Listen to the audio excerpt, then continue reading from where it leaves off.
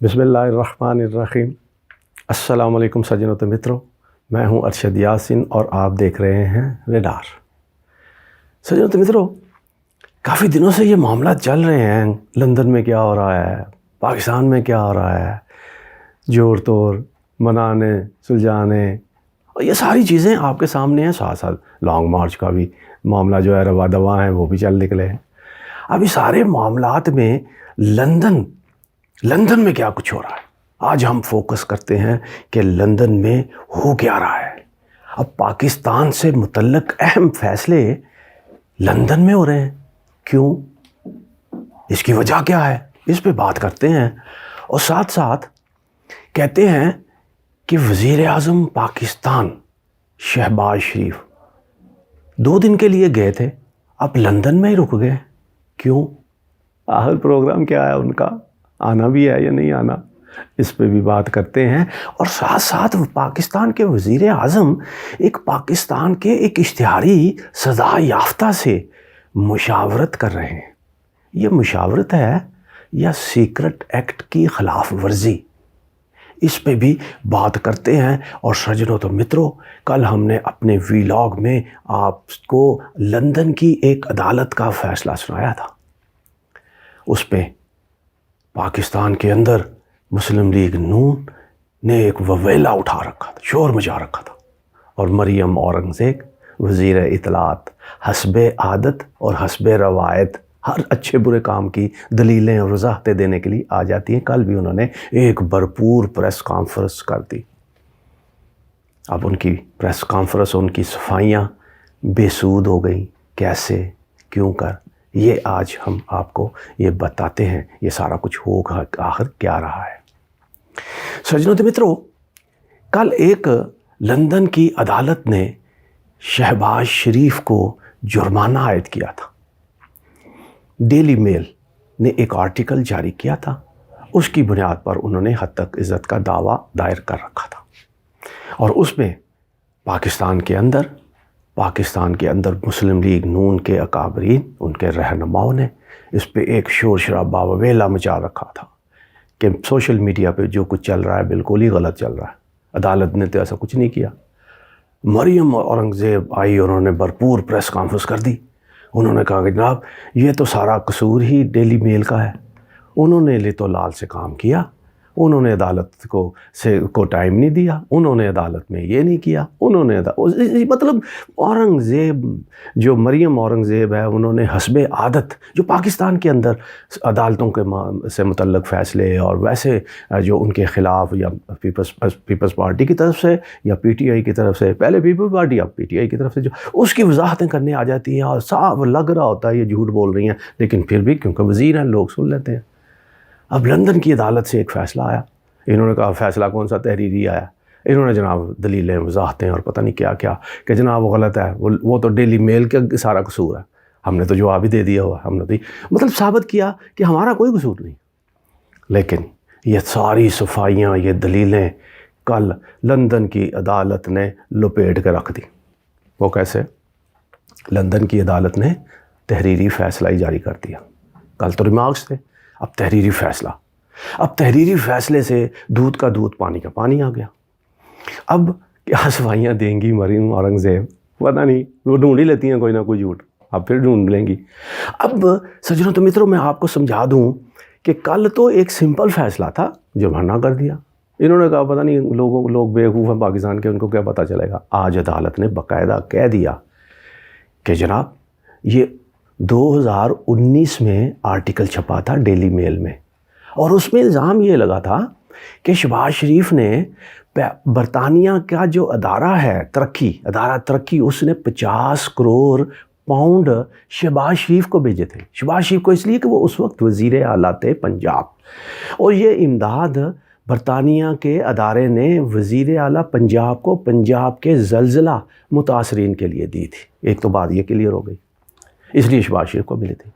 اب دوسری بات یہ ہے کہ شہباز شریف اور شہباز شریف کی فیملی یہ 50 کروڑ ڈالر نہ صرف کھا گئی، بلکہ اس نے منی لانڈرنگ کی۔ جو ہم نے پیسہ بھیجا تھا وہ پھر واپس برطانیہ چلا گیا منی لانڈرنگ کے حوالے سے، یہ ایک الزام تھا۔ دوسرا الزام یہ تھا کہ شہباز شریف نے اپنے داماد عمران یوسف کو 10 لاکھ پاؤنڈ دے دیے جو وہ خود کھا گئے۔ اب یہ الزامات تھے۔ اب اس میں جواب انہوں نے داخل جو کروایا ڈیلی میل نے، اس کا جواب الجواب یہ شہباز شریف نے کروانا تھا، جنہوں نے یہ دعویٰ دائر کیا تھا۔ اب 2022 میں یہ دعویٰ دائر کیا گیا، اور اب 2020 میں دعویٰ کیا گیا، اور اب 2022 مطلب 23 کی طرف ہم جا رہے ہیں، 2-2.5 سال ہو گئے، اور اس میں شہباز شریف نے اپنا جواب ہی داخل نہیں کروایا۔ اب عدالت نے کہا کہ پیش بھی نہیں ہوا جی، میں تو وزیر اعظم، عدالت اس نے وکیل نے کہا جی وہ وزیر اعظم ہے، وہ نہیں پیش ہو سکتا۔ انہوں نے کہا جی وزیر اعظم ہے یا کوئی ہے، لندن کی عدالت میں ایسا نہیں ہوتا، ہر بندہ مساوی، آپ نے یہ تو سن لیا ہوگا، پاکستان کے ٹیلی ویژن نے بھی یہ سارا کچھ سنایا دکھایا۔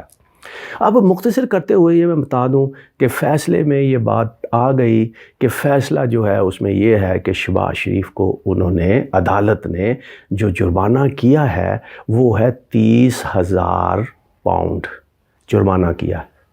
اب اور ان کے داماد کو 10,000 پاؤنڈ جرمانہ کیا ہے۔ اب شہباز شریف کو 30 نومبر تک مہلت دی ہے کہ وہ یہ جرمانہ عدالت میں جمع کروا دیں، اور ان کے داماد کو یہ ہدایت کی ہے کہ وہ 23 نومبر تک یہ جرمانہ داخل کروا دیں، اور 13 دسمبر تک شہباز کو یہ مہلت دی گئی ہے، اور آخری مہلت دی گئی ہے کہ آپ جو اپنا جواب ہے وہ جمع کروا دیں، ورنہ کیس کو ہم خارج کر دیں گے، مطلب معاملہ ختم۔ اور سجنوں متروں، یہ تو ہم نے کل بھی آپ کو بتا دیا تھا کہ ڈیلی میل پر جو مزید کچھ شائع کرنے پہ روک دیا گیا تھا، حکم امتناعی مل گیا تھا، وہ تو کل ہی خارج ہو گیا تھا۔ اس لیے اب ڈیلی میل اس پہ مزید تفصیلات دینے جا رہا ہے، یہ میرا ریڈار بتاتا ہے، اور میں نے آپ کو پہلے ہی بتا دیا۔ وہ چھپے راز مزید جو چیزیں رہ گئی تھیں، جو رک گئی تھیں حکم امتناعی کی وجہ سے، اب وہ بھی اس پہ وہ ان کا رپورٹر کام کر رہا ہے، وہ بھی 1-2 دن تک سامنے آ جائے گا۔ یہ ہے سجنوں متروں اصل اس معاملے کی کہانی۔ اب لندن میں اور بھی بہت کچھ ہو رہا ہے، جس طرح میں نے پہلے کہا کہ پاکستان کے مستقبل سے متعلق فیصلے لندن میں ہو رہے ہیں۔ وہ کیوں؟ اب کچھ اس میں بھی دو رائے ہیں۔ کچھ ماہرین قانون اور آئین کو جو سمجھتے ہیں وہ یہ کہتے ہیں کہ شہباز شریف پاکستان کے وزیر اعظم ہیں، اگر یہ پاکستان سے باہر جا کر پاکستان سے متعلقہ اہم امور پر فیصلے ایک اشتہاری اور پاکستان سے بھاگے ہوئے شخص سے کرتے ہیں، سزا یافتہ شخص سے، تو وہ پھر سیکرٹ ایکٹ کی خلاف ورزی میں آتے ہیں، اس کے مرتکب ہوتے ہیں۔ مطلب وزیر اعظم شہباز شریف کے خلاف اس معاملے میں قانونی کارروائی بھی کی جا سکتی ہے۔ یہ جرم ہے، یہ ایک جرم ہے کہ پاکستان کے سیکرٹ معاملات جو ہیں وہ کسی بغیر ملک کے میں جا کر کے کسی اشتہاری اور اس شخص سے جو پاکستان سے سیاح یافتہ ہو ان کے ساتھ یہ بات کرنا اس کی سیکرٹ ایکٹ کی خلاف ورزی ہے۔ اس میں تحریک انصاف والے یا کوئی عدالت میں جاتے ہیں یا نہیں جاتے، عدالت آج خود نوٹس لیتی ہے یا نہیں لیتی، ایک الگ معاملہ ہے، لیکن یہ بحث شروع ہو چکی ہے کہ شہباز شریف آخر پاکستان کے وزیر اعظم ہیں، وہ برطانیہ میں جا کر کے اب اس سیکرٹ ایکٹ کی خلاف ورزی کے مرتکب کیوں ہو رہے ہیں، اور کیوں؟ یہ بات تو ٹیلی فون پہ بھی کی جا سکتی ہے۔ اب معاملہ یہ ہے کہ آرمی چیف کی تقرری کے حوالے سے کہتے ہیں کہ بات ہو رہی ہے۔ اب شہباز شریف مصر سے پاکستان آتے ہوئے راستے میں ادھر چلے گئے، 2 دن کے لیے گئے تھے، آج 4تھا دن ہے، واپس آنے کا فی الحال کوئی پروگرام نہیں ہے، اور میرا ریڈار یہ کہتا ہے کہ ان 3 دنوں کے درمیان 4 ملاقاتیں ہو چکی ہیں، اور اب کسی وقت جب آپ میرا ویلاگ دیکھ رہے ہوں گے تو یہ 5ویں ملاقات بھی شیڈول تھی اور ہو سکتی ہے ہو گئی ہو۔ اب اس میں نکالنا کیا چاہتے ہیں؟ اب پی ٹی آئی کے کچھ لوگوں نے ایک بہت خوبصورت جملہ اس حوالے سے لکھا ہے، میں نے آرٹیکل میں دیکھا ہے کسی کا، وہ کہتے ہیں کہ لندن میں اشتہاریوں کا اجلاس ہے جی، لطیفہ ہی ہے نا سجنوں متروں، اشتہاری کیسے؟ شہباز شریف کے سارے بچے اشتہاری، نواز شریف اشتہاری، نواز شریف کے بچے دونوں اشتہاری جو کہتے ہیں ہمارا پاکستان سے تعلق ہی کوئی نہیں ہے، ہم تو شہری برطانیہ کے۔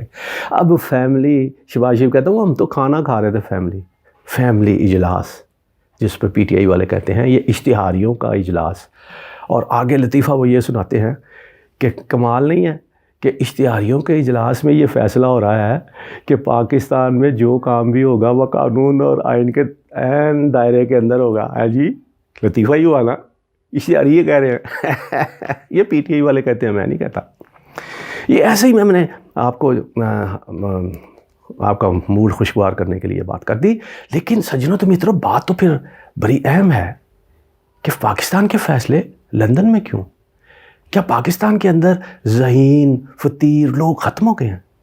کیا پاکستان میں مسلم لیگ نون کے پاس الزام تو یقیناً ان پہ ہے کہ فیصلے تو اپنے کرتے ہیں، وہ 4-5 بندے فیصلے کرتے ہیں، لیکن کیا ان حالات میں بھی وہاں پر یہ فیصلے یہی ہو رہے ہیں کہ آرمی چیف کس کو ہونا چاہیے کس کو یہ ایکسٹینشن دی جائے، لانگ مارچ کا کیا ہوگا؟